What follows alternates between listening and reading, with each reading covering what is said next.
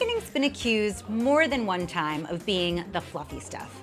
Do people really need to consume more? With the focus on things like sustainability, fast fashion, what role is marketing actually playing in society? And does marketing make a difference? Today, we're gonna unpack this myth and bust through it through the lens of data and community. I'm Laura Jones, and this is Opinion Party, the podcast where we explore the most pervasive myths in marketing today. And I'm joined today by Aljan de Boer, Community Director for the IRG, and together we're going to explore this. Welcome to the party, Aljan. Thank you so much. This is so great to have you here. You have been running around like crazy, setting up this IRG summit. Let's back up a minute and talk a little bit about what you do in your role as Community Director for IRG. My role is to inspire and connect the community, which by now is 800 chief marketing officers. And so we bring content to them, thought leadership that we develop ourselves, and we help them connect around the challenges that they have. So a lot of these people are really high up the ranks of the marketing world, and some of them honestly get lonely at the top. And what they find in a community is like-minded peers who have been there before or are facing the same challenges. And by connecting them together, they can solve for those challenges. What are some of those challenges that marketers are facing today? Oh, so many. No, I think the marketing job is more tough than ever. We had this headhunter recently, Greg Welsh from Spencer Stewart. He's like the top headhunter for CMOs. And he even talks about a profile of the CMO Plus, because you need to do what marketing has always been doing. And now all of a sudden you also get AI, sustainability, the geopolitical tension. Everything comes into the mix, which makes it quite challenging today to do marketing just on a business level. Then on a personal level, I don't know about you, but when COVID hit, some people expected us to work a little less because now we have Teams and Zoom and we can get so many things done in the digital world. But my experience from walking around in this community is we only work more. And somehow, these organizations expect us to be even more productive. So on a personal level, I think a big challenge is how do you stay balanced? How do you drive the results for your organization, but also how do you stay true to yourself? How do you connect with yourself? Who are you? You're not your job. That's a big insight that we explore with these CMOs as well. Yes, I mean, those are really hard questions for a lot of people to answer, let alone busy executives that are running around. And your insight about COVID is so true. I remember the deep, dark days of COVID where I was literally playing musical desks with myself and my spouse, and we were, who's going to put their desk in the bedroom and who's down the basement and moving it. And I remember some nights staying up till 2 a.m. just because it was almost a way of feeling like we had a little bit of control in the world when things were so out of control. But it did almost create even more of a productivity culture, especially in the States, where I'm from and a lot of companies are based. And you're right, it does take a toll, both professionally and personally. And so the IRG really helps with that. I love the thought of the Da Vinci leader, talked about that a little bit last time when we spoke with Mark. And also the Japanese concept of Ikigai. Mm-hmm. And I'm just curious what your Ikigai is. It's actually my job.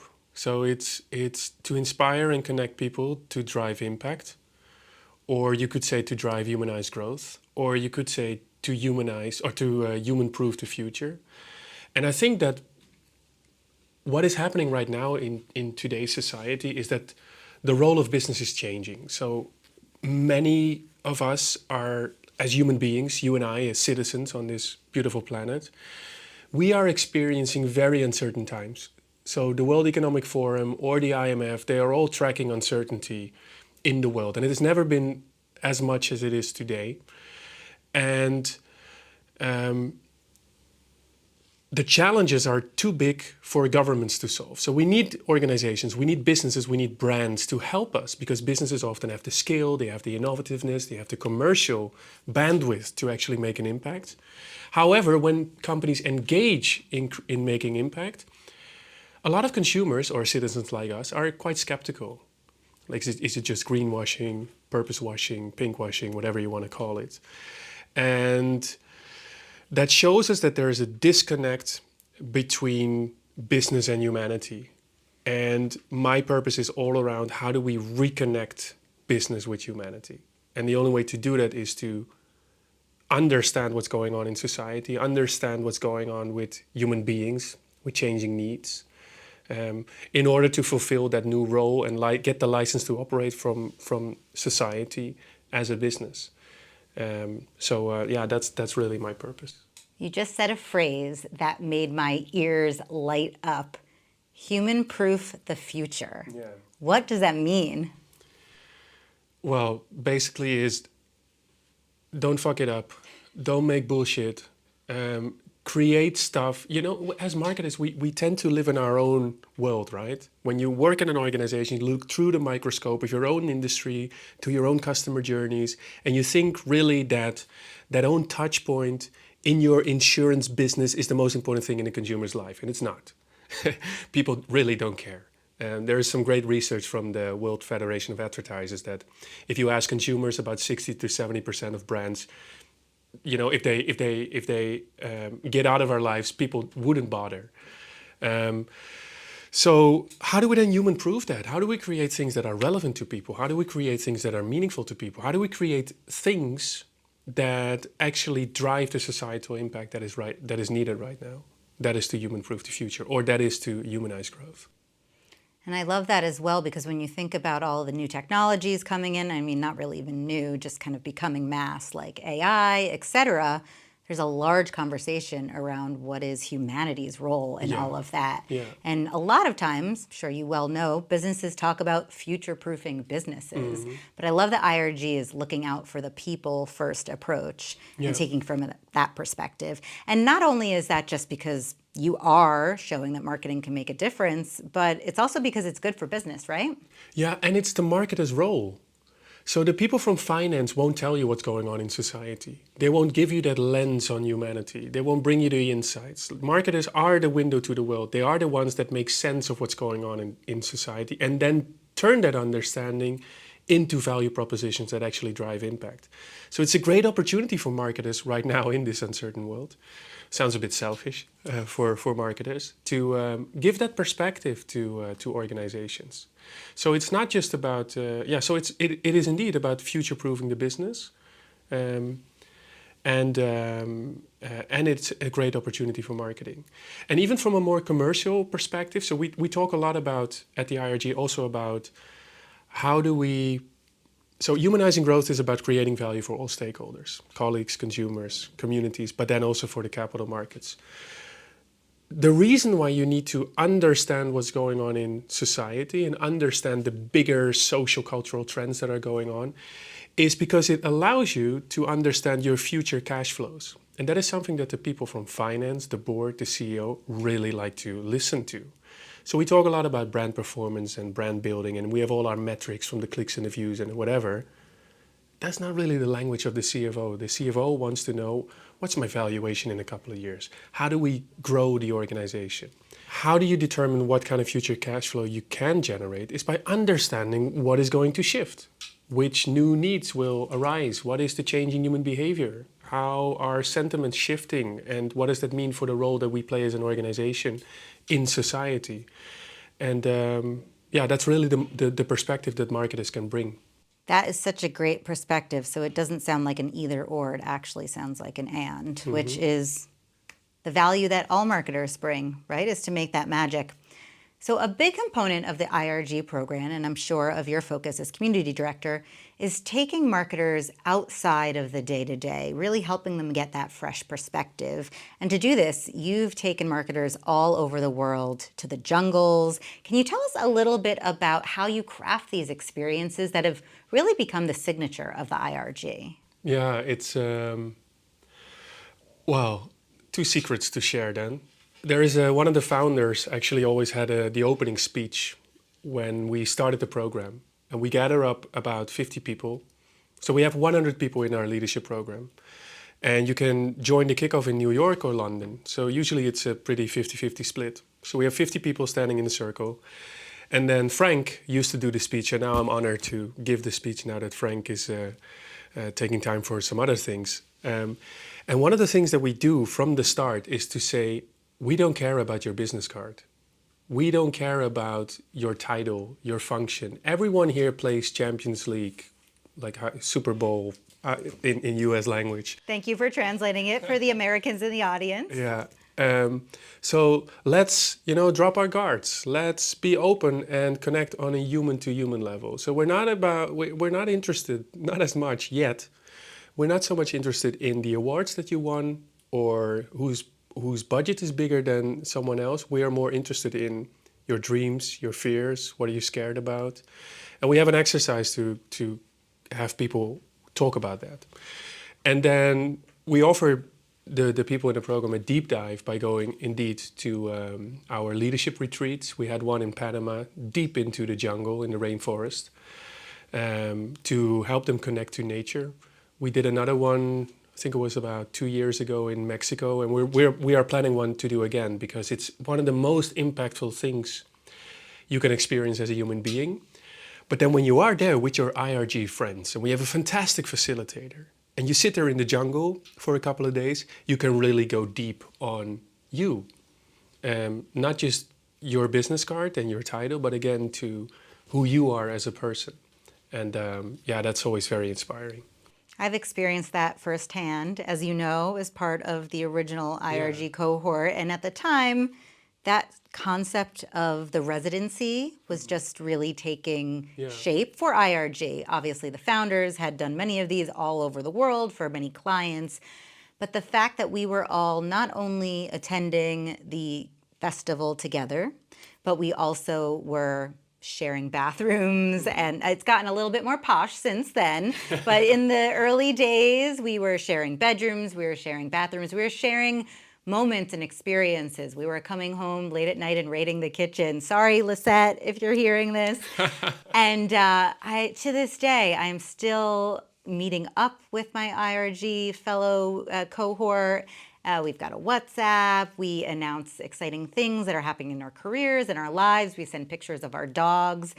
And to know that you've now done that for almost or even over 850 people worldwide, the ripple effect of that and the impact, I've been seeing that through these interviews that I've been having, and just people are bringing humanity back to business. And when you can actually see someone on the other side of the table, like a CFO or a CEO, it can be really lonely in these positions. And so you really are building this community that, frankly, they can't get anywhere else. How does that feel?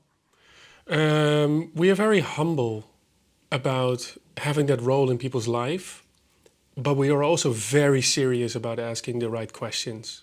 And as you were talking, I was thinking about one of the questions that we will answer, or that we will ask today in the afternoon, is one that we also do in the retreats, is at what crossroad are you right now?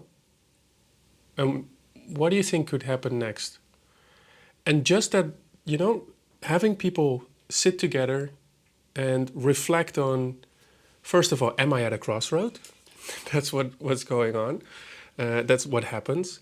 And then people all of a sudden realize, do I actually want to stay here? So they come into this identity crisis for a moment. And then to just bounce around some thoughts on, we are really busy, right? Is this really what I want to do? Is walking the corporate treadmill the only thing that I want to do in life? And if so, how do I do that? That is really the conversations that we like to explore. We have another one that maybe is interesting also for the people that are listening, is what we do in those retreats. One of the questions that the facilitator asks in the first, let's say, 1 hour is sit together with your peers, take 10 minutes, ask only one question, that is, where you're from. And then when you get the answer, you ask again, but where are you from? And the first thing you'll do is, when I'm going to do that with you, where are you from? I am from Nutley, New Jersey. Okay. So Where are you from? I am the granddaughter of Italian immigrants, and I'm from a small town, from a few different places. This is all very geographical.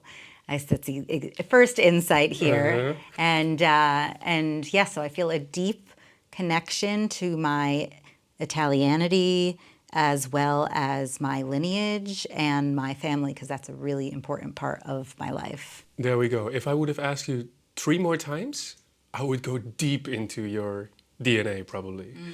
So we do that, and then you already confronted like, oh, so I'm not just where I'm from geographically. So I'm going to reflect on my family, but also where was I in my career, and how did I end up here? And then the next round, 10 minutes, we do where are you now? And then we do another round, 10 minutes, where are you going? And then 1 hour later, you have opened up these CMOs that are into growth decks and pitches and award shows and, making their business plans. And it's about them. And that creates magic. Because when you more connected to yourself, yeah, you can also drive more value. And you can also make sure that you bust the myth of we can actually make a difference. If and that's what we try to do at the IRG, is to align someone's personal passion and what they're good at, coming back to your Ikigai point, and connect that to what does the world need and how can I make money doing so? Because that often finances our ambitions and our purpose. Wow. The incredible impact that all of these people are now going to have out in the world. What roles can brands play in this very uncertain time to help people really make sense of things?